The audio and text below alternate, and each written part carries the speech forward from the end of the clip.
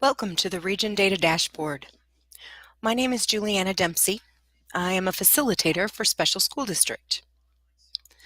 The purpose of the dashboard is to collect, sort, and analyze significant data for your region.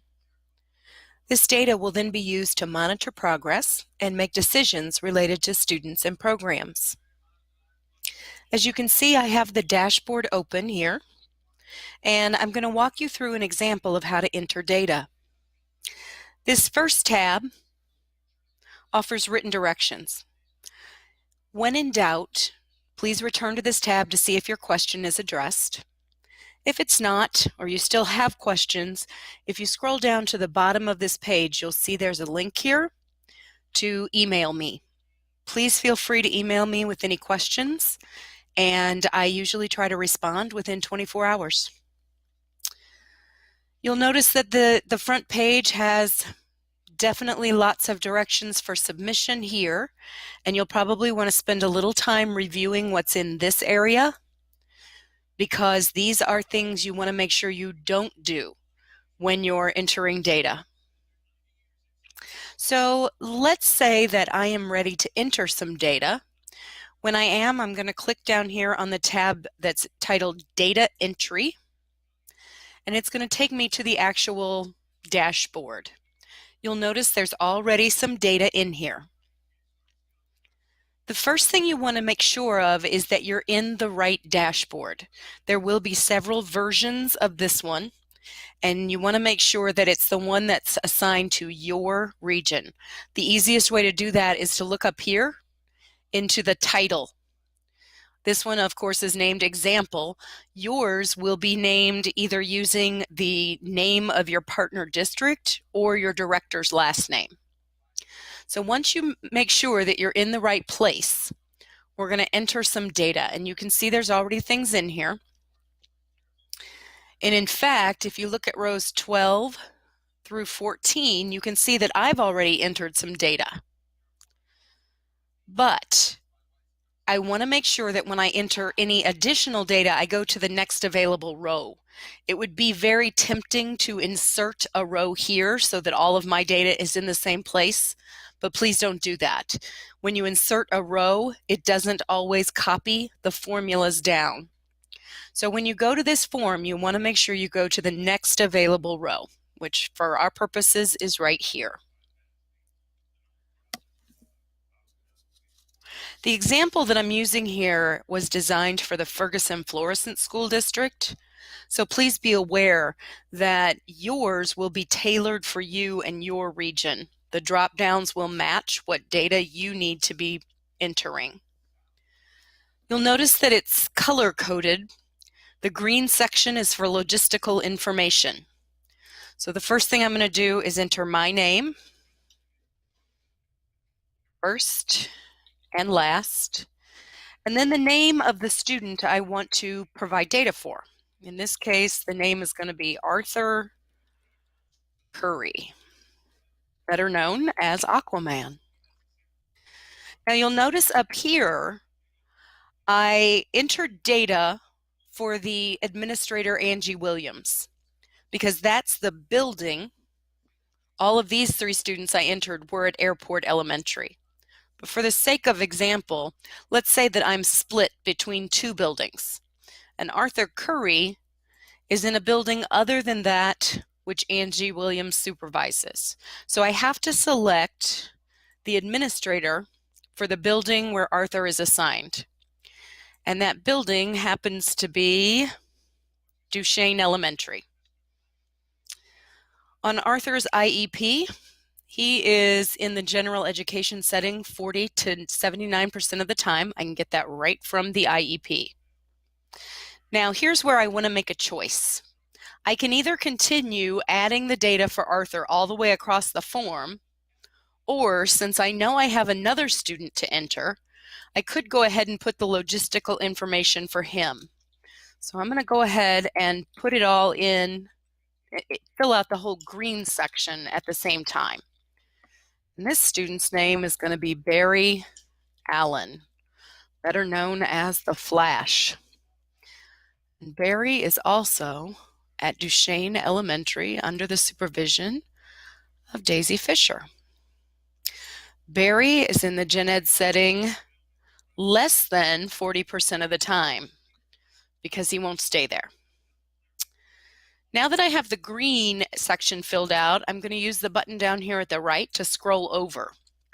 You'll notice that the logistical information stays here so that I can make sure I know who I'm entering the data for. In numerical data, I have to enter everything in the form of a number. So the number of days absent, Arthur hasn't missed school once, so I'm just going to enter a 0. And Barry has only missed school 2.5 days. Both of these boys have not been suspended out of school, and they haven't been suspended in school. So I enter a 0 for those. The number of near failing grades, or anything the equivalent of a D, we have equivalent of because in some buildings, they don't assign letter grades until grade 3. And so they assign letters based upon whether the student is making progress, needs more help, etc. And so these two boys have no grades that are close to a D, and they definitely have no grades that are failing. This last column in the blue section is about the number of credits. That's pretty much geared only towards high school, and since they're in elementary, they don't have any credits, and I'm just going to leave it blank. Now, on their testing, they have, in the Ferguson-Florissant School District, they give the STAR assessment. The assessment in your district may be different, and if so, that will be reflected here at the top. But for the sake of example, you'll notice here that it gives you a hint related to what you should enter. The Lexile level for these boys, let's see, for Arthur, we're going to put his Lexile at 512, and Barry's is at 247. The grade equivalent is always entered with a year and a month. And so Arthur is in the 4th grade, and he's currently reading on a grade level of 2nd year, 5th month. Barry is in the 6th grade, and he's currently reading on a level of 4th grade, 1st month, or 0 months. For math, Arthur does a little bit better in math, so he's at a 3.0 grade equivalent, and Barry does really well in math. He's at a 6.2 grade equivalent. The purple section is strategic data, in other words, state assessments. And we want to find out what their scores were from the previous year. Since these boys are both in elementary school, they're going to have MAP reading and MAP math scores. If they were in high school, I'd be looking into their EOC, or end of course scores. But since they are both in elementary school, we're going to say Arthur's MAP reading score was below basic, but like we said, he's a little bit better at math, so he's basic. Barry's reading score was basic, and again, he's a little bit better at math, so we're going to make him proficient. Clearly, I'm just making this up. The last column in the purple section is about the ACT score, and neither of them have taken that yet. So now I'm going to scroll over to the behavioral supports section. Neither of these boys have a social worker supporting them, so I'll leave this blank. If they did have, I would click here and choose the name of the social worker. Again, it will be geared towards the social workers who provide service in your area. For every student, we want to know what level of support the student has related to behavior or social emotional concerns. Arthur has universal supports. He doesn't really struggle with behavior. Barry, on the other hand, is going to have tier 2, check in and check out, mainly because he has a really hard time staying in one place. You'll notice that in these cells, they start out as gray. After you enter the data, they will turn colors to indicate that you've completed it.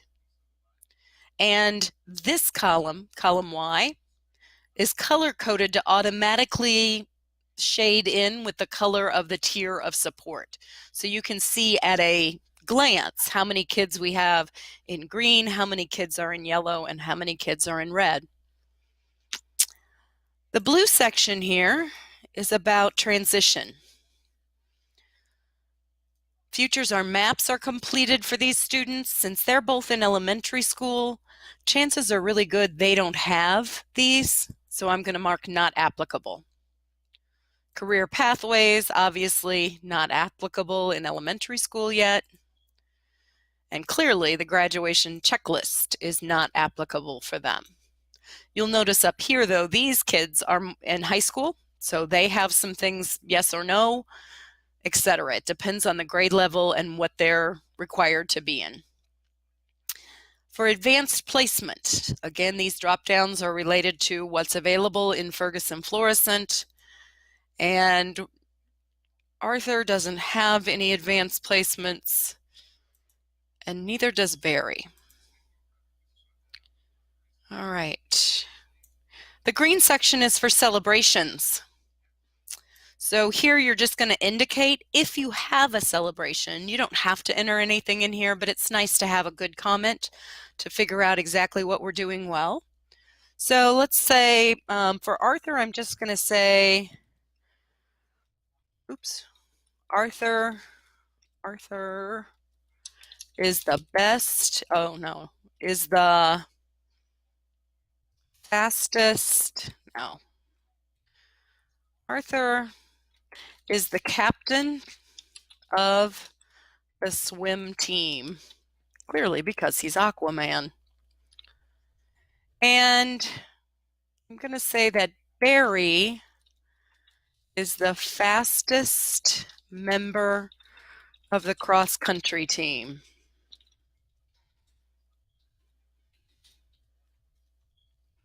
Over here, I'm going to enter emails.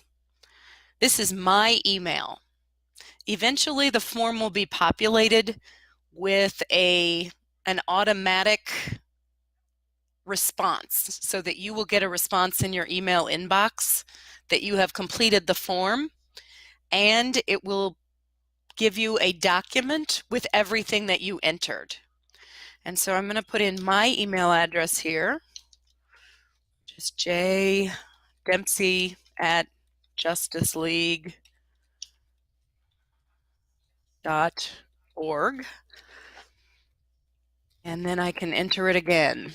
You can see that when I just put in the J, it'll pop up, and then I can just hit the enter button.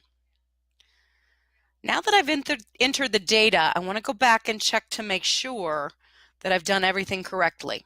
So I go back to the beginning, and I'm going to highlight these 2 rows just so I can see where they are.